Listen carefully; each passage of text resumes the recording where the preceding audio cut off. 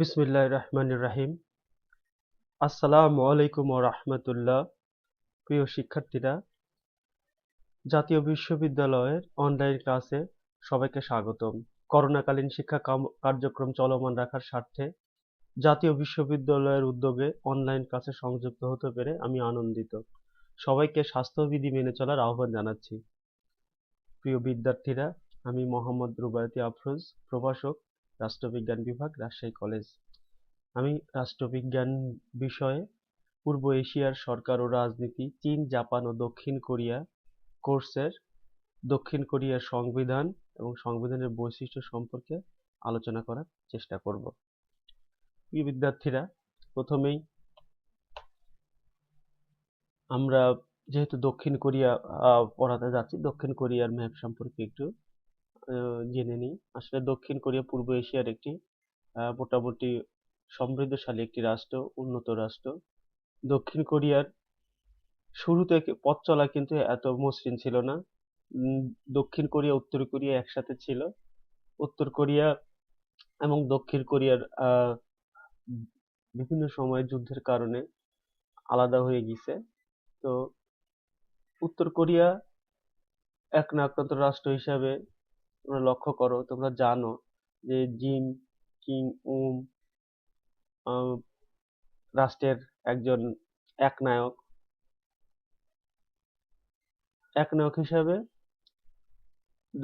উত্তর কোরিয়া কিন্তু তেমন একটা সমৃদ্ধিশালী রাষ্ট্র, এবং উত্তর কোরিয়ায় আজব কিছু বিষয় প্রচলিত রেখেছে, এবং উত্তর কোরিয়া কিন্তু জনগণের যে স্বাধীনতা, যে মৌলিক অধিকার, এই সব কিছু কিন্তু উপেক্ষিত। কিন্তু এদিক থেকে দক্ষিণ কোরিয়া জনগণের স্বাধীনতা, দেশের ভিতরে গণতন্ত্র, জনগণের মত প্রকাশের স্বাধীনতা, সংবাদপত্রের স্বাধীনতা, বিচার বিভাগের স্বাধীনতা, প্রত্যেকটা জায়গাতে কিন্তু পরিলক্ষিত করা যায়। এবং লক্ষ্য করা যায় যে দক্ষিণ কোরিয়া অর্থনৈতিক দিক থেকে প্রায় উন্নতির সর্বোচ্চ শিখরে আহরণ করছে। প্রিয় ছাত্রছাত্রীরা, এরপরে আমরা সংবিধান, যেহেতু সংবিধান দক্ষিণ কোরিয়ার সংবিধানের বৈশিষ্ট্য পড়াতে যাচ্ছি, তো সংবিধান সম্পর্কে একটু জানার চেষ্টা করব। প্রিয় ছাত্রছাত্রীরা, তোমরা লক্ষ্য করো সংবিধান কি। সংবিধান হচ্ছে কতগুলো লিখিত বা অলিখিত নিয়মাবলীর সমষ্টিকে বোঝায়, যার মাধ্যমে কোনো রাষ্ট্র পরিচালিত হয়। রাষ্ট্রবিজ্ঞানের জনক, রাষ্ট্রবিজ্ঞানের গুরু অ্যারিস্টটল কি বলেছেন? অ্যারিস্টটল বলেছেন, constitution is the way of life the state has chosen for itself. অর্থাৎ সংবিধান হলো রাষ্ট্র কর্তৃক পছন্দকৃত জীবন প্রণালী। রাষ্ট্রের রাষ্ট্রের জনগণ যে নিয়ম নীতির মাধ্যমে যে নিয়ম নীতি পছন্দের মাধ্যমে তাদের জীবন ধারণ করতে স্বাচ্ছন্দ্য বোধ করে, মূলত সেই সকল নিয়ম নীতি কিন্তু সংবিধানে লিপিবদ্ধ করা হয়, এবং জনগণের ইচ্ছা অনুযায়ী কিন্তু সংবিধান প্রণীত হয়, এবং ধাপে ধাপে ধাপে ধাপে পরবর্তীতে এই সংবিধান যে কোনো সময় পরিমার্জন, পরিবর্ধন, সংযোজন, বিয়োজন যে কোনো কিছু হতে পারে। তাই যে কোনো রাষ্ট্রের ইতিহাসে সংবিধানের গুরুত্ব অপরিসীম। এরপরে আমরা আমরা দক্ষিণ কোরিয়ার সংবিধান একটি স্থির চিত্র দেখানো হয়েছে। দক্ষিণ কোরিয়ার সংবিধান, দক্ষিণ কোরিয়ার সংবিধান সম্পর্কে জানার চেষ্টা করব। দক্ষিণ কোরিয়ার সংবিধান হচ্ছে এর মৌলিক আইন। The constitution of South Korea is it basic law. Korea প্রজাতন্ত্রের প্রথম সংবিধান 1948 সালে 12 জুলাই জাতীয় পরিষদ কর্তৃক গৃহীত হয় এবং 17 জুলাই তা কার্যকর হয়। কার্যকরের পর হতে এ পর্যন্ত দক্ষিণ কোরিয়ার সংবিধান মোট 9 বার সংশোধিত হয়েছে এবং 5 বার পুনর্লিখিত হয়েছে। দক্ষিণ কোরিয়ার দশম এবং বর্তমান সংবিধান 1987 সালের 29 অক্টোবর জাতীয় গণভোটের মাধ্যমে অনুমোদন করা হয় এবং 1988 সালের 25 ফেব্রুয়ারি তা কার্যকর করা হয়। মোটামুটি এই ছিল দক্ষিণ কোরিয়ার সংবিধান তৈরির সংক্ষিপ্ত ইতিহাস। এরপরে আমরা লক্ষ্য করি constitution of the Republic of Korea. একটা গ্লাস তোমরা লক্ষ্য করো, ইয়ার অফ কারেন্ট ভার্সন 1987, অর্থাৎ 1987 সালের সংবিধান। Date of last amendment October 29, 1987. Date of entry into force of original text July 17, 1948. Date of text adopted July 17 July 1948. Type of text constitution or basic law. এরপরে আমরা amendment of the constitution of the Republic of South Korea. Date of proclamation nickname লক্ষ্য করো 17 July 1984 Constitution of First Republic Jian Constitution. 7 July 1952 Constitution of First Republic Jian Constitution. 29th November 1954 Constitution of First Republic Jian Constitution. June 15, 1960 Constitution of the Second Republic. 29 November 1960 Constitution of the Second Republic. 26 December 1962 Constitution of the Third Republic. 21st October 1969 Constitution of the Third Republic. 27 December 1972 Constitution of the Fourth Republic. 27 October 1980 Constitution of the Fifth Republic, and 29 October 1987 Constitution of the Sixth Republic, current constitution.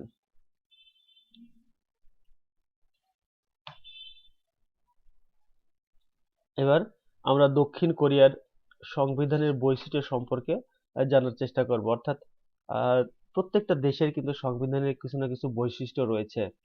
প্রতিটি দেশেরই কতগুলো সংবিধানের স্বীকৃত বৈশিষ্ট্য বিদ্যমান। এই বৈশিষ্ট্যগুলোর মধ্যেই তার নিজস্বতা স্পষ্টভাবে অনুধাবন করা হয়। দক্ষিণ কোরিয়ার প্রথম প্রজাতন্ত্রের সংবিধানের ক্ষেত্রেও এ ধারণার সমভাবে প্রযোজ্য। সর্বমোট 9 বার সংশোধনীর পর দক্ষিণ কোরিয়ার বর্তমান সংবিধানের বৈশিষ্ট্যসমূহ আমরা নিচে আলোচনা করব। লক্ষ্য করো প্রিয় ছাত্রছাত্রীরা, দক্ষিণ কোরিয়ার প্রথম সংবিধানের প্রথম বৈশিষ্ট্য হলো প্রস্তাবনা। দক্ষিণ কোরিয়ার সংবিধানের শুরুতে একটি প্রস্তাবনা সংযুক্ত আছে। প্রস্তাবনার শুরুতে কোরিয়ার প্রজাতন্ত্রের স্বাধীনভাবে অর্থাৎ প্রজাতন্ত্রের শুরুতে স্বাধীনতার জন্য অতীতে যে আন্দোলন করা হয়েছে, বিশেষ করে 1919 সালের মার্চের যে আন্দোলন এবং 1960 সালের এপ্রিলের বিপ্লবের জন্য কিন্তু গর্ববোধ করা হয়। এছাড়া শান্তি, সংঘাত ও স্বাধীনভাবে একত্রে রাজত্ব করার জন্য সকলের সমান সুযোগ সুবিধার প্রতি গুরুত্ব প্রদান করা হয়েছে। লক্ষ্য করো প্রিয় ছাত্রছাত্রীরা, যে দক্ষিণ কোরিয়ার যে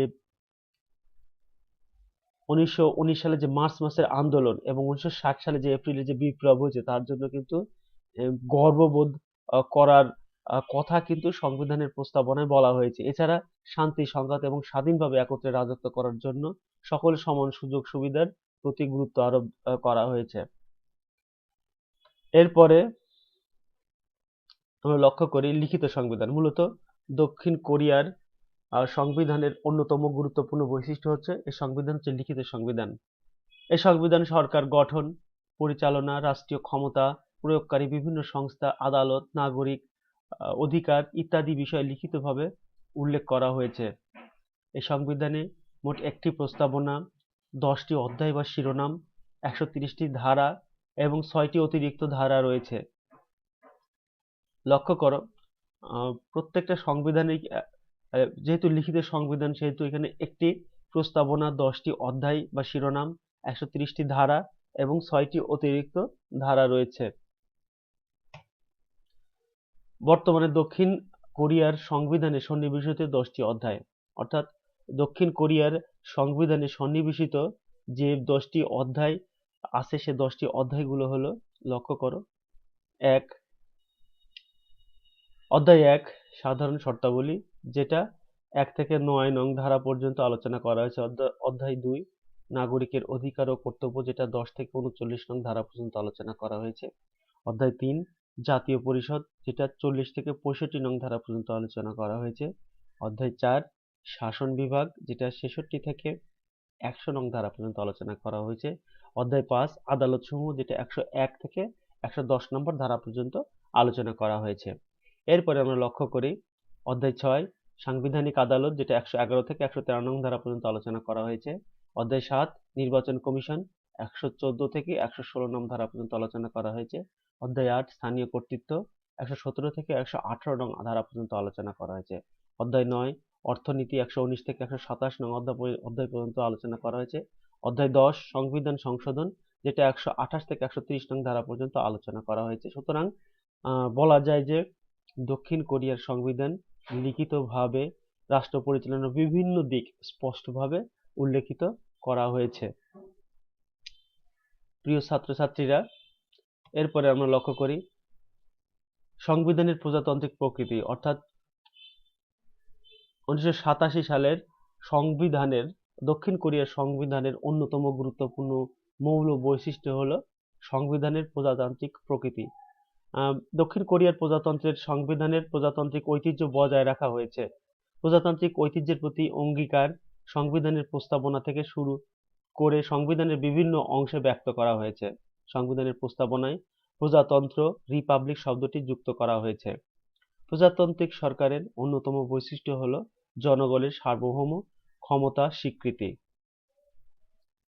এরপরে আমরা লক্ষ্য করি গণসার্বভৌমত্ব, অর্থাৎ জনগণের যে গণসার্বভৌমত্বের কথা কিন্তু দক্ষিণ কোরিয়ার সংবিধানে উল্লেখ করা হয়েছে। তাই গণসার্বভৌমত্বের স্বীকৃতি কিন্তু দক্ষিণ কোরিয়ার সংবিধানের অন্যতম গুরুত্বপূর্ণ বৈশিষ্ট্য। সংবিধানে সুস্পষ্টভাবে ঘোষণা করা হয়েছে যে জনগণই হলো জাতীয় সার্বভৌমিকতার অধিকারী, অর্থাৎ এ সম্পর্কে সংবিধানের 1-2 নম্বর ধারায় বলা হয়েছে যে the sovereignty of the Republic of Korea shall reside in the people and all state authority shall emanate from the people, অর্থাৎ কোরিয়ার শাসন ব্যবস্থা জনগণই সার্বভৌম ক্ষমতার অধিকারী এবং তা থেকে সকল রাষ্ট্রীয় কর্তৃত্ব উৎসারিত হয়ে থাকে। গণসার্বভৌমত্ব কার্যকর করার জন্য সার্বজনীন ভোটাধিকারের নীতিকে কিন্তু স্বীকার করা হয়েছে দক্ষিণ কোরিয়ার সংবিধানে। প্রিয় ছাত্রছাত্রীরা, এরপর আমরা লক্ষ্য করি গণতান্ত্রিক প্রজাতন্ত্র। দক্ষিণ কোরিয়ার সংবিধানের অন্যতম গুরুত্বপূর্ণ বৈশিষ্ট্য হলো গণতান্ত্রিক প্রজাতন্ত্র, অর্থাৎ গণতান্ত্রিক প্রজাতন্ত্রকে দক্ষিণ কোরিয়ার সংবিধানে স্বীকার করা হয়েছে। সংবিধানে দক্ষিণ কোরিয়ার একটি গণতান্ত্রিক প্রজাতন্ত্র হিসেবে ঘোষণা করা হয়েছে। সংবিধানের 1 নং ধারায় বলা হয়েছে যে the Republic of Korea shall B A domestic Republic. তাই সংবিধান অনুযায়ী কোরিয়া প্রজাতন্ত্র গণতান্ত্রিক ধারার উপর প্রতিষ্ঠিত। গণতান্ত্রিক প্রজাতন্ত্রের নীতি হবে জনগণের সরকার, জনগণের দ্বারা পরিচালিত এবং জনগণের কল্যাণে পরিচালিত যে সরকার, সেটাই হচ্ছে গণতান্ত্রিক প্রজাতন্ত্র। তাই আমরা বলতে পারি যে গণতান্ত্রিক প্রজাতন্ত্র দক্ষিণ কোরিয়ার সংবিধানের অন্যতম গুরুত্বপূর্ণ মূল বৈশিষ্ট্য হিসাবে উল্লেখ করা যেতে পারে। এরপরে রাষ্ট্রপতি শাসিত সরকার ব্যবস্থা, অর্থাৎ দক্ষিণ কোরিয়ার সংবিধানের অন্যতম গুরুত্বপূর্ণ বৈশিষ্ট্য হলো রাষ্ট্রপতি শাসিত সরকার ব্যবস্থা। দক্ষিণ কোরিয়ার প্রজাতন্ত্রটি বস্তুত পক্ষে মার্কিন যুক্তরাষ্ট্রের আদলে রাষ্ট্রপতি শাসিত শাসন ব্যবস্থার প্রবর্তন করা হয়েছে। কোরিয়ার রাষ্ট্রপতি সরকারের শাসন বিভাগীয় প্রধান এবং প্রকৃত ক্ষমতার অধিকারী। সংবিধানের 66 নং অনুচ্ছেদে বলা হয়েছে যে executive power is vested in the executive branch headed by the president. এই সংবিধান অনুযায়ী শাসন বিভাগের সকল ক্ষমতা কিন্তু রাষ্ট্রপতির হাতে ন্যস্ত করা হয়েছে। লক্ষ্য করো, তিনি এ ক্ষমতা সরাসরি প্রয়োগ করেন। তিনি একাধারে শাসন বিভাগের সর্বয় ক্ষমতা, অন্যদিকে রাষ্ট্রের প্রধান। তার একক কর্তৃত্ব ও নেতৃত্বের উপর কিন্তু শাসন ব্যবস্থা প্রতিষ্ঠিত। এরপরে আমরা লক্ষ্য করি ক্ষমতার স্বতন্ত্রীকরণ নীতি। প্রিয় ছাত্রছাত্রীরা, দক্ষিণ কোরিয়ার সংবিধানের অন্যতম গুরুত্বপূর্ণ বৈশিষ্ট্য হলো ক্ষমতা স্বতন্ত্রীকরণ নীতি, অর্থাৎ ক্ষমতা স্বতন্ত্রীকরণ নীতিকে কিন্তু দক্ষিণ কোরিয়ার সংবিধানে স্বীকার করা হয়েছে এবং যেটা স্পষ্টভাবে উল্লেখ রয়েছে। তোমরা লক্ষ্য করো যে ক্ষমতার স্বতন্ত্রীকরণ নীতি দক্ষিণ কোরিয়ার সংবিধানের অত্যন্ত লক্ষণীয় বৈশিষ্ট্য। জনগণের অধিকার ও স্বাধীনতার সর্বতোভাবে রক্ষা ও নিশ্চিত করার লক্ষ্যে সরকার 3টি বিভাগের স্বাধীনতা ও স্বাতন্ত্র্য প্রদান করেছে। এরপরে লক্ষ্য করো 3টি বিভাগ হচ্ছে আইন বিভাগ, শাসন বিভাগ এবং বিচার বিভাগ। দক্ষিণ কোরিয়ার ক্ষমতা স্বতন্ত্রীকরণ নীতির উপর প্রতিষ্ঠিত হলেও এতে পরস্পর বিরোধী এবং ভারসাম্য ব্যবস্থা রয়েছে। বলা হয়েছে যে ফ্যাক্টস অ্যাবাউট কোরিয়া গ্রন্থে বলা হয়েছে যে ফ্যাক্টস অ্যাবাউট কোরিয়া গ্রন্থে বলা হয়েছে যে the Republic of Korea has a domestic form of government based upon the separation of powers and system of check and balance। প্রিয় ছাত্রছাত্রীরা, এরপরে লক্ষ্য করো রাষ্ট্রীয় পরিষদ। রাষ্ট্রীয় পরিষদ দক্ষিণ কোরিয়ার সংবিধানের অন্যতম গুরুত্বপূর্ণ বৈশিষ্ট্য হিসাবে লক্ষ্য করা যায়। রাষ্ট্রীয় পরিষদ যা সর্বোচ্চ স্বেচ্ছাকৃত পরিষদ বিন্যস্ত করা হয় রাষ্ট্রপতি, চেয়ারম্যান, প্রধানমন্ত্রী এবং শাসন বিভাগের মন্ত্রীগণ এবং দপ্তরবিহীন মন্ত্রীগণের সমন্বয়ে। প্রধানমন্ত্রী রাষ্ট্রপতি কর্তৃক নিয়োগপ্রাপ্ত হন এবং জাতীয় পরিষদ কর্তৃক অনুমোদন লাভ করে। লক্ষ্য করো, প্রধানমন্ত্রী কিন্তু রাষ্ট্রপতি কর্তৃক নিয়োগপ্রাপ্ত হন এবং জাতীয় পরিষদ কর্তৃক অনুমোদন লাভ করে। প্রিয় ছাত্রছাত্রীরা, তোমাদেরকে আরেকটা কথা বলি। এই কথাগুলো আসলে আগে বলা উচিত ছিল যে দক্ষিণ কোরিয়ার রাজধানীর নাম দেখিয়ে দিয়েছিলাম ম্যাপে, সিউল। দক্ষিণ কোরিয়ার আইনসভার নাম কিন্তু জাতীয় পরিষদ। তোমরা লক্ষ্য করো যে প্রধানমন্ত্রী রাষ্ট্রপতি কর্তৃক নিয়োগপ্রাপ্ত হন এবং জাতীয় পরিষদ কর্তৃক অনুমোদন লাভ করেন। জাতীয় পরিষদ কর্তৃক অনুমোদন লাভ যদি না করে তাহলে কিন্তু সে প্রধানমন্ত্রিত্ব করতে পারবে না। এরপরে এককেন্দ্রিক ব্যবস্থা। দক্ষিণ কোরিয়ার সংবিধানের অন্যতম গুরুত্বপূর্ণ বৈশিষ্ট্য হলো এককেন্দ্রিকতা বা এককেন্দ্রিক ব্যবস্থা, অর্থাৎ একটা কেন্দ্র থেকে পুরা দেশটাকে বিভিন্ন ক্ষুদ্র ক্ষুদ্র অংশে পরিচালনা করা হয়। একটা কেন্দ্র থেকে সমস্ত দেশটাকে পরিচালনা করার নীতি হচ্ছে এককেন্দ্রিক ব্যবস্থা। অর্থাৎ দক্ষিণ কোরিয়ার সংবিধানে মূলত একটা কেন্দ্র থেকে পুরা দেশটাকে পরিচালনার ব্যবস্থা সন্নিবেশিত রয়েছে। দক্ষিণ কোরিয়ার রাষ্ট্রীয় কাঠামো এককেন্দ্রিক কাঠামোয় পরিণত করা হয়েছে। একটি কেন্দ্রীয় সরকারি সমগ্র দেশের প্রশাসনিক ক্ষমতার মূল উৎস। কেন্দ্রীয় আইনসভা সমগ্র দেশের জন্য আইন প্রণয়ন করে। স্থানীয় প্রশাসনের সংস্থাসমূহ ক্ষমতা একান্তই সীমিত। স্থানীয় সংস্থাসমূহ একান্তভাবে কেন্দ্রীয় সরকারের আজ্ঞাবাহী সংস্থা হিসেবে বলা যায়। তাদের ক্ষমতাও সংবিধানে উল্লেখিত নেই। কাজেই বলা যায় যে কোরিয়া প্রজাতন্ত্র এককেন্দ্রিকতা নিরবচ্ছিন্ন ঐতিহ্য বজায় রেখেছে। এরপরে আমরা লক্ষ্য করি এক কক্ষ বিশিষ্ট আইনসভা। দক্ষিণ কোরিয়ার সংবিধানের অন্যতম গুরুত্বপূর্ণ বৈশিষ্ট্য হলো এক কক্ষ বিশিষ্ট আইনসভা, অর্থাৎ একটা কক্ষ, মূলত এখানে দ্বিতীয় কোনো কক্ষ নেই। দক্ষিণ কোরিয়ার আইনসভার মূলত এক কক্ষ বিশিষ্ট। এর নাম জাতীয় পরিষদ, ন্যাশনাল অ্যাসেম্বলি। সংবিধানের 40 নং ধারায় উল্লেখ আছে যে the legislative power shall be vested in the national assembly, অর্থাৎ সকল আইনসঙ্গত ক্ষমতা জাতীয় পরিষদের হাতে ন্যস্ত। জাতীয় পরিষদ 2/3 সদস্য জনগণের ভোটে 4 বছরের জন্য নির্বাচিত হয়ে থাকে। অবশিষ্ট আসনগুলো নির্বাচনের 5 বা ততোধিক আসনে বিজয়ী দলগুলোর মধ্যে সংখ্যানুপাতিক হারে বন্টন করা হয়ে থাকে। এরপরে জাতীয় পরিষদের বর্তমান সদস্যের সংখ্যা 300 জন। পূর্বে এর সংখ্যা ছিল 210 জন। 300 জন সদস্যের মধ্যে 246 জন সদস্য জনগণের ভোটে 4 বছরের জন্য নির্বাচিত হন এবং বাকি 54 জন সদস্য সংখ্যানুপাতিক হারে আসন লাভ করে থাকে। এরপরে আদালত বা বিচার বিভাগ। তো দক্ষিণ কোরিয়ার সংবিধানের অন্যতম গুরুত্বপূর্ণ বৈশিষ্ট্য হচ্ছে আদালত বা বিচার বিভাগ, অর্থাৎ দক্ষিণ কোরিয়ার বিচার সংক্রান্ত সকল ক্ষমতা বিচারকদের নিয়ে গঠিত আদালতসমূহের উপর ন্যস্ত। এ সম্পর্কে সংবিধানে বলা হয়েছে যে judicial power shall be vested in courts composed of জাজেস। দক্ষিণ কোরিয়ার বিচার বিভাগের সর্বোচ্চ আদালত, 3টি পূর্ণ বিচারের মামলা শুনানি ক্ষমতা সম্পন্ন আদালত এবং 12টি জেলা আদালত এবং একটি পারিবারিক আদালতের সমন্বয়ে গঠিত হয়ে থাকে। অর্থাৎ লক্ষ্য করো, দক্ষিণ কোরিয়ার আদালত মূলত সর্বোচ্চ আদালত, 3টি পূর্ণ বিচারের মামলা শুনানি করার ক্ষমতা সম্পন্ন আদালত, 12টি জেলা আদালত এবং একটি পারিবারিক আদালতের সমন্বয়ে কিন্তু সুপ্রিম কোর্টের বিচার বিভাগ মূলত গঠিত। এরপরে সর্বোচ্চ আদালত বা সুপ্রিম কোর্ট সংবিধান এবং অন্যান্য সকল রাষ্ট্রীয় আইনের ব্যাখ্যা প্রদান ক্ষমতাপ্রাপ্ত এবং সরকারি নিয়মকানুন বা প্রবিধান কার্যক্রমসমূহের বৈধতা পরীক্ষা নিরীক্ষা বিবেচনা ও সমালোচনা করতে পারে।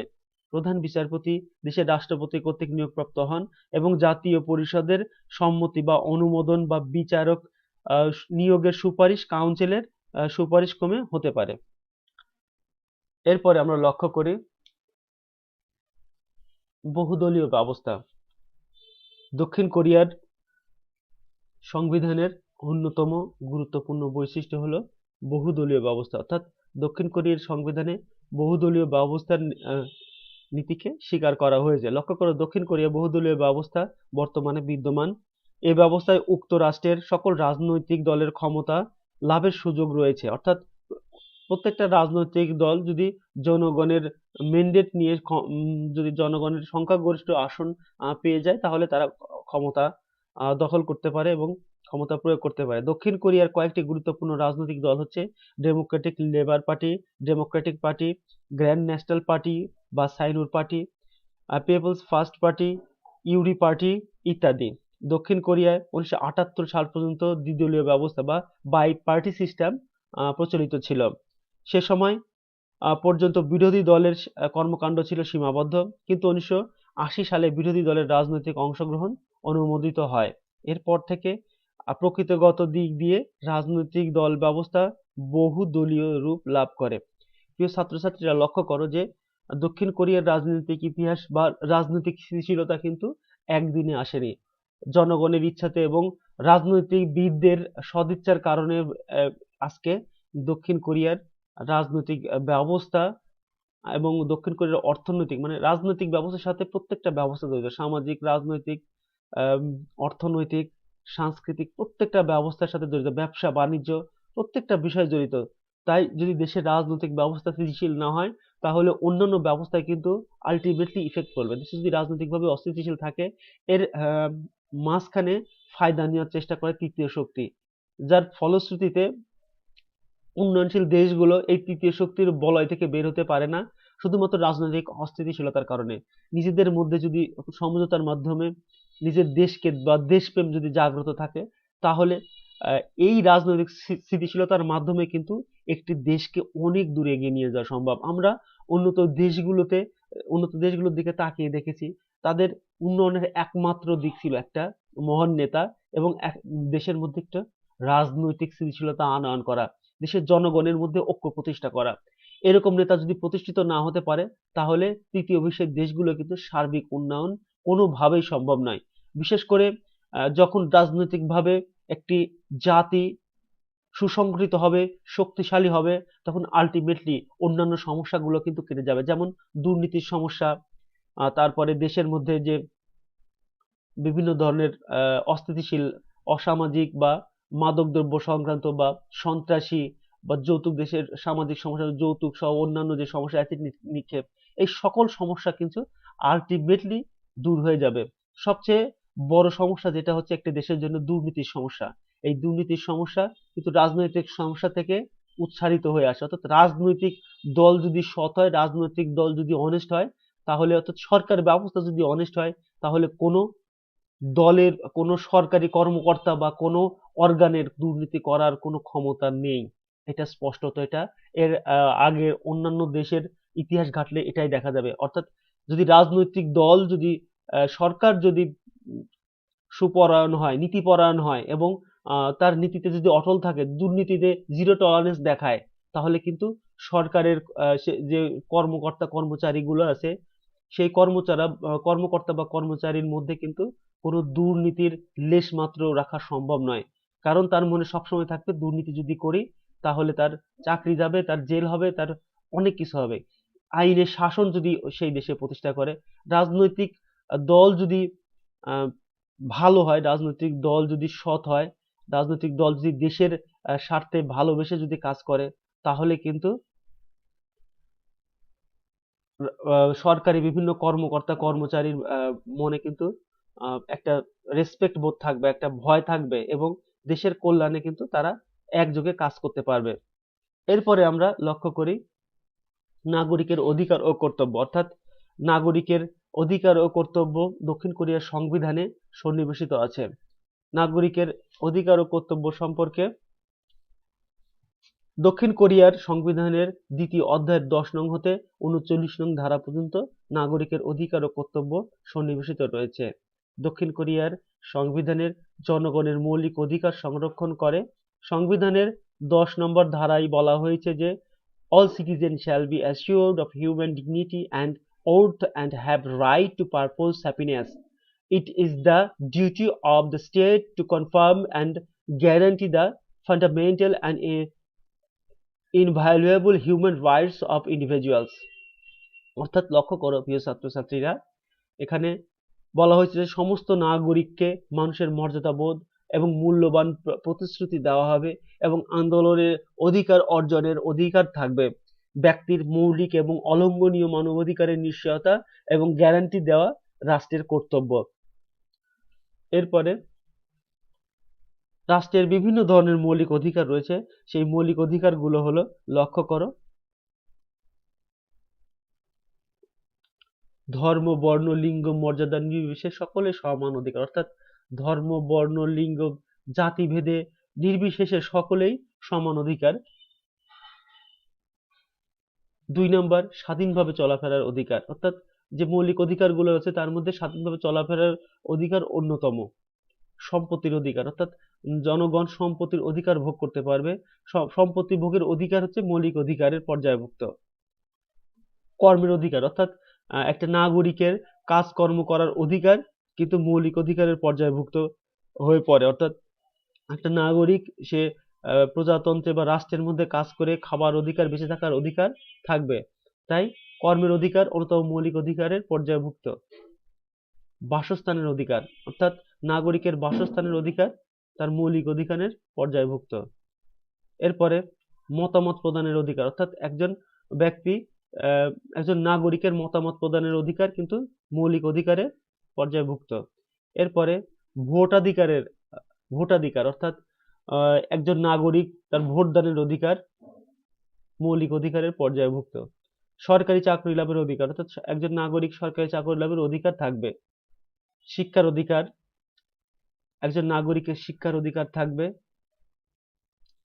সমসামাজিক মর্যাদা লাভের অধিকার, অর্থাৎ সমসামাজিক মর্যাদা বোধ, একটা নাগরিকের ডিগনিটি লাভের অধিকার, সেটা নিশ্চিত করা হয়েছে। কারণ ব্যতীত গ্রেপ্তার না হওয়ার অধিকার, অর্থাৎ কোনো নির্দিষ্ট কারণ ব্যতীত গ্রেপ্তার না হওয়ার অধিকার সংবিধানের মৌলিক অধিকার হিসাবে উল্লেখিত করা হয়েছে। কর্ম বাছাই করে নেওয়ার অধিকার, অর্থাৎ বিভিন্ন কর্ম বাছাই করে নেওয়ার অধিকার নাগরিকের থাকবে। ইউনিয়ন গঠন ও যৌথ দর কষাকষির অধিকার ইত্যাদি। প্রিয় ছাত্রছাত্রীরা, এরপরে আমরা লক্ষ্য করি সাংবিধানিক আদালত। সাংবিধানিক আদালত হচ্ছে দক্ষিণ কোরিয়ার সংবিধানের অন্যতম গুরুত্বপূর্ণ মৌল বৈশিষ্ট্য হিসাবে পরিলক্ষিত করা যায়। দক্ষিণ কোরিয়ার সংবিধানের 6ষ্ঠ অধ্যায়ের 111 থেকে 113 নং ধারা পর্যন্ত সাংবিধানিক আদালতের গঠন ও এখতিয়ার সম্পর্কে লিপিবদ্ধ করা হয়েছে। সাংবিধানিক আদালতের গঠন সম্পর্কে বলা হয়েছে যে the constitutional court shall be composed of 9 justices having qualification of court judges and they shall be appointed by the president. 1987 সালের সংশোধনী অনুসারে সাংবিধানিক আদালত 1988 সালে ইউরোপীয় মডেলের ওপর ভিত্তি করে প্রতিষ্ঠিত হয়েছিল। এরপরে লক্ষ্য করি নির্বাচন কমিশন। দক্ষিণ কোরিয়ার সংবিধানের অন্যতম গুরুত্বপূর্ণ বৈশিষ্ট্য হলো নির্বাচন কমিশন। দক্ষিণ কোরিয়ার নির্বাচন কমিশন একটি সাংবিধানিক সংস্থা, অর্থাৎ তোমরা লক্ষ্য করো যে সরকার যে সংস্থাগুলোকে স্বাধীনভাবে প্রতিষ্ঠিত করতে চায়, সেই সংস্থাগুলো এবং রাষ্ট্রের জন্য সবচেয়ে বেশি গুরুত্বপূর্ণ কাজ করে থাকে, সেই সংস্থাগুলোকে কিন্তু সরকার সাংবিধানিক মর্যাদা দিয়েছে। তো নির্বাচন কমিশন দক্ষিণ কোরিয়ার একটি সাংবিধানিক প্রতিষ্ঠান। তোমরা লক্ষ্য করো নির্বাচন কমিশন কিন্তু বাংলাদেশেরও একটি সাংবিধানিক প্রতিষ্ঠান। এটি একটি স্বাধীন সংস্থা বা প্রতিষ্ঠান। সংবিধানের নির্বাচন কমিশনের গঠন সম্পর্কে কোরিয়ার সংবিধানে বলা হয়েছে, দক্ষিণ কোরিয়া নির্বাচন commission the national election commission NEC এর প্রধান কাজ সুষ্ঠু ও স্বচ্ছ নির্বাচনের আয়োজন করা। তাই সংবিধানে নির্বাচন কমিশন জাতীয় পরিষদ, শাসন বিভাগ, সুপ্রিম কোর্ট এবং সংবিধান কোর্টের সমান মর্যাদা প্রদান করা হয়েছে। তোমরা লক্ষ্য করো যে নির্বাচন কমিশনকে জাতীয় পরিষদ, শাসন বিভাগ, সুপ্রিম কোর্ট এবং সাংবিধানিক কোর্টের সমান মর্যাদা প্রদান করা হয়েছে। অর্থাৎ আহ, নির্বাচন কমিশনের কাজ স্বচ্ছতার ভিত্তিতে কাজ পরিচালনা করবে এবং এই নির্বাচন কমিশনের মর্যাদা অনেক বেশি। কিন্তু নির্বাচন কমিশন যদি সাজানো পাতানো নির্বাচন করে তাহলে কিন্তু জনগণের কাছে হেয় প্রতিপন্ন হয় এবং আহ, যে একটা মানুষের আস্থা ভালোবাসা সেখান থেকে কিন্তু আহ, অনেক বিচ্যুতি লাভ করে। তো প্রত্যেকটা বিষয়ে যদি স্বচ্ছতা জবাবদিহিতা থাকে তাহলে সেই বিষয়ের প্রতি কিন্তু মানুষের এমনি ডিগনিটি বা মর্যাদা বোধ আপনা আপনি চলে আসে। এরপরে আমরা লক্ষ্য করি স্থানীয় সরকার। দক্ষিণ কোরিয়ার সংবিধানের অন্যতম গুরুত্বপূর্ণ বৈশিষ্ট্য হচ্ছে স্থানীয় সরকার। অর্থাৎ দক্ষিণ কোরিয়ার প্রজাতন্ত্রে স্থানীয় সরকার সম্পর্কে বর্ণনা লিপিবদ্ধ আছে। এ সম্পর্কে স্থানীয় সরকার সম্পর্কে 117 নম্বর ধারায় বলা হয়েছে, সংবিধান অনুযায়ী স্থানীয় সরকারগুলো জাতীয় আইনের দ্বারা নির্ধারিত হবে। স্থানীয় সরকারের একটি কাউন্সিল বা পরিষদ থাকবে। স্থানীয় পর্যায়ে 4 বছর অন্তর অন্তর নির্বাচনের রীতি রয়েছে। অর্থাৎ 4 বছর পর পর স্থানীয় পর্যায়ে নির্বাচন অনুষ্ঠিত হবে। এই স্থানীয় সরকারের প্রাদেশিক স্বায়ত্তশাসনের ক্ষমতা রয়েছে, তবে স্থানীয় সরকারের প্রধানদের কেন্দ্রীয় সরকারই নিয়োগ দিয়ে থাকে। অর্থাৎ স্থানীয় সরকারের যে প্রধান সেখানে তাদেরকে কিন্তু কেন্দ্রীয় সরকার নিয়োগ দিয়ে থাকে। এরপরে আমরা লক্ষ্য করি অর্থনৈতিক ব্যবস্থা। অর্থাৎ দক্ষিণ কোরিয়ার সংবিধানের অন্যতম গুরুত্বপূর্ণ বৈশিষ্ট্য হলো অর্থনৈতিক ব্যবস্থা। অর্থনৈতিক বিষয়সমূহের এন্টারপ্রাইজ ও ব্যক্তি স্বাধীনতা ও সৃজনশীলতা উদ্যোগের উপর দক্ষিণ কোরিয়ার অর্থনৈতিক ব্যবস্থা গড়ে উঠেছে। এরপরে আমরা লক্ষ্য করি সংবিধান সংশোধন। দক্ষিণ কোরিয়ার সংবিধান অনুযায়ী সংবিধানের একটি প্রস্তাব সংশোধনী করতে জাতীয় পরিষদের সকল সদস্যদের সংখ্যাগরিষ্ঠ সদস্য অথবা রাষ্ট্রপতির অনুমোদন প্রয়োজন। জাতীয় পরিষদের ক্ষেত্রে সরকারি ঘোষণার 60 দিনের মধ্যে প্রস্তাবটি সংশোধনীতে দিতে হবে। এক্ষেত্রে জাতীয় পরিষদের 2/3 সদস্যের সংখ্যাগরিষ্ঠতার দরকার। উল্লেখ্য অর্থাৎ লক্ষ্য করো এক্ষেত্রে জাতীয় পরিষদের 2/3 সদস্যের সংখ্যাগরিষ্ঠতা দরকার হবে। উল্লেখ্য প্রস্তাবিত সংশোধনীতে জাতীয় পরিষদ কর্তৃক গণভোট দিতে হবে এবং প্রদত্ত ভোটের কমপক্ষে অর্ধেক সমর্থনের প্রয়োজন পড়বে। এখানে আরেকটি গুরুত্বপূর্ণ বিষয় হচ্ছে কোনো রাষ্ট্রপতি তার মেয়াদ বাড়ানোর চেষ্টা করলে তা আর কার্যকরী হবে না। প্রিয় ছাত্রছাত্রীরা, এরপরে আমরা লক্ষ্য করি যে জাতীয়তা।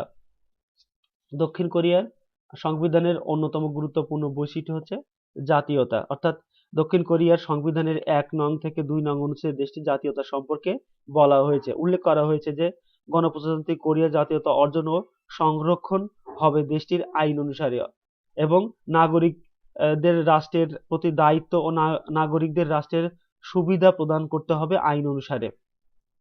এরপরে আমরা লক্ষ্য করি ভৌগোলিক। অর্থাৎ দক্ষিণ কোরিয়ার ভৌগোলিকতা সম্পর্কে সংবিধানের প্রথম অধ্যায়ের 3 নং অনুচ্ছেদে উল্লেখ করা হয়েছে। গণপ্রজাতন্ত্রী কোরিয়ার ভূখণ্ড কোরিয়া উপদ্বীপ এবং তার পার্শ্ববর্তী দ্বীপের সমন্বয়ে গড়ে উঠবে এবং সীমাবদ্ধ থাকবে। এরপরে আমরা লক্ষ্য করি ঐক্যমত শান্তি।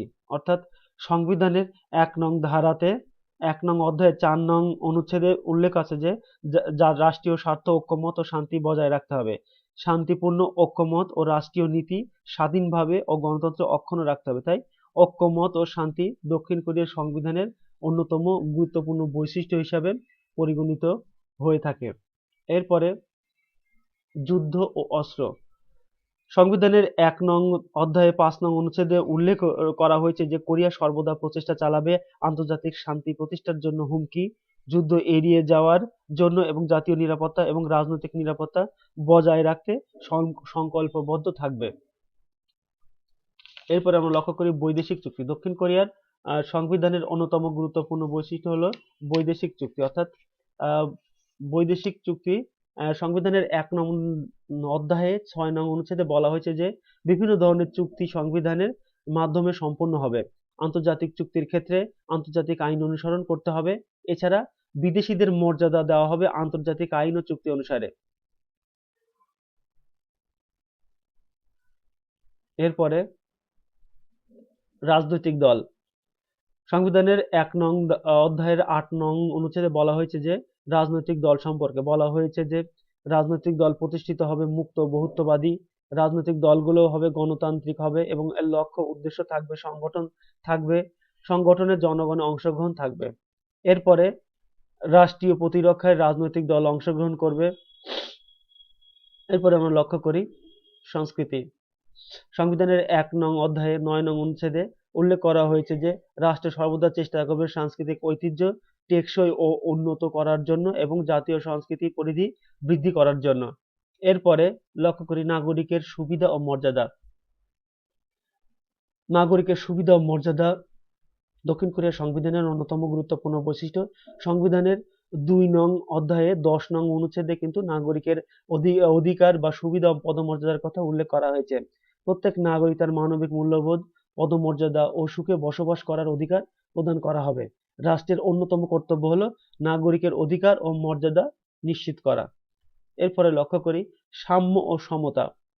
সংবিধানের ২ নং অধ্যায়ে ১১ নং অনুচ্ছেদে বলা হয়েছে যে রাষ্ট্রের প্রত্যেক নাগরিক আইনের দৃষ্টিতে সমান, রাজনৈতিক, অর্থনৈতিক, সাংস্কৃতিক, সামাজিক, লিঙ্গ, ধর্ম ও সামাজিক মর্যাদার দিক থেকে সকলের সমান অধিকার ভোগ করবে। এরপরে লক্ষ্য করি ব্যক্তি স্বাধীনতা, অর্থাৎ সংবিধানের ২ নং অধ্যায়ে ১২ নং ২ নং অধ্যায় এবং ১২ নং অধ্যায়ের ১৫ নং অনুচ্ছেদে উল্লেখ করা হয়েছে যে আইন অনুসারে নারী ও পুরুষ সকলের পেশাগত স্বাধীনতা অক্ষুণ্ণ থাকবে। পছন্দ মতো পেশার অংশগ্রহণ করতে পারবে নারী ও পুরুষ উভয়ই। এরপরে ধর্মীয় স্বাধীনতা।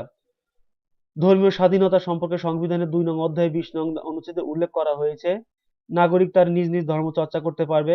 রাষ্ট্র কর্তৃক কোনো ধর্মকে জনগণের প্রতি সহানুভূতি বা কোনো নির্দিষ্ট ধর্মকে রাষ্ট্রীয় ধর্ম হিসাবে ঘোষণা করা হবে না। এরপরে সংবাদপত্র ও বক্তৃতা সমাবেশ সংঘ, অর্থাৎ সংবাদপত্র, বক্তৃতা, সমাবেশ, সংঘ, সম্মান ও জনগণের নৈতিকতা সম্পর্কে সংবিধানের ২ নং অধ্যায়ে ২১ নম্বর অনুচ্ছেদে উল্লেখ আছে। প্রত্যেক নাগরিক তার বক্তৃতা, সংবাদপত্র, সমাবেশ ও সংঘ গড়ে তোলার স্বাধীনতা ভোগ করবে। রাষ্ট্রীয় আইন অনুসারে মানসম্মত সংবাদ প্রচার, গণমাধ্যমে সংবাদ উপস্থাপন করতে হবে। এরপরে ভোটাধিকার। দক্ষিণ কোরিয়ার সংবিধানের অন্যতম গুরুত্বপূর্ণ বৈশিষ্ট্য হচ্ছে ভোটাধিকার। সংবিধানের ২ নং অধ্যায়ের ২৪ নং অনুচ্ছেদে এই ভোটাধিকারের কথা উল্লেখ রয়েছে। সরকারি আইন ও শর্ত সাপেক্ষে সকল নাগরিক ভোট প্রদানের অধিকার আম, উম, থাকবে। প্রত্যেক নাগরিক তার ক্ষমতা অনুযায়ী সমান শিক্ষা গ্রহণের অধিকার ভোগ করবে। বাধ্যতামূলক শিক্ষা সবার জন্য উন্মুক্ত থাকবে। আইনগত স্বাধীনতা, পেশাগত শিক্ষা, রাজনৈতিক নিরপেক্ষতা, প্রাতিষ্ঠানিক স্বায়ত্তশাসন নিশ্চিত করা হবে। রাষ্ট্র উচ্চতর শিক্ষায় দীর্ঘমেয়াদী উন্নয়ন ঘটবে। প্রিয় ছাত্রছাত্রীরা, তোমরা লক্ষ্য করো যে দক্ষিণ কোরিয়া পূর্ব এশিয়ার একটি নব্য শক্তিশালী অনন্য রাষ্ট্র হিসেবে উল্লেখযোগ্য। দক্ষিণ কোরিয়া একটি পূর্ণাঙ্গ সংবিধান রয়েছে যার মধ্যে রাষ্ট্রের প্রশাসনিক, রাজনৈতিক, সামাজিক, অর্থনৈতিক ও বৈদেশিক সম্পর্ক স্থাপন ইত্যাদি কার্যাবলী অত্যন্ত সতর্কতার সাথে সম্পন্ন করা হয়েছে। দক্ষিণ কোরিয়া একটি গণতান্ত্রিক প্রকৃতির রাষ্ট্র, তাই এখানে জনগণের চাহিদা ও সময় উপযোগিতা সংবিধান গড়ে তোলা এবং সংশোধনী আনা হয়েছে। মূলত এই ছিল দক্ষিণ কোরিয়ার সংবিধানের মূল বৈশিষ্ট্যগুলো। প্রিয় ছাত্রছাত্রীরা, দক্ষিণ কোরিয়া একটি নব্য উন্নত রাষ্ট্র হিসেবে পরিগণিত হতে যাচ্ছে। দক্ষিণ কোরিয়ার যে রাজনৈতিক স্থিতিশীলতার কারণে অর্থনৈতিক যে উন্নয়ন, সামাজিকভাবে তারা যে এগিয়ে গেছে, প্রত্যেকটা সেক্টরে তারা আজকে উন্নয়নের প্রায় চরম শিখরে উঠে গেছে। এর পিছনে মূলত এই রাজনৈতিক ব্যবস্থাই দায়ী এবং এই রাজনৈতিক ব্যবস্থার জন্যই একটি সুন্দর সংবিধান উপস্থাপন করতে পেরেছে এবং পরবর্তীতে দেশকে উন্নয়নের কাজে এগিয়ে নিয়েছে। যতদিন গেছে দেখা গেছে যে দক্ষিণ কোরিয়া রাজনৈতিকভাবে আরো সুসংগত, সংযত এবং জনগণের অধিকার বা জনগণের মতামতকে প্রাধান্য প্রদান করেছে। মূলত এই ছিল আজকের ক্লাস। প্রিয় ছাত্রছাত্রীরা, সবাই ভালো থেকো, সুস্থ থেকো, নিরাপদে থেকো। সবাইকে ধন্যবাদ জানিয়ে আমি আমার আজকের ক্লাস এখানেই শেষ করছি। আল্লাহ হাফেজ।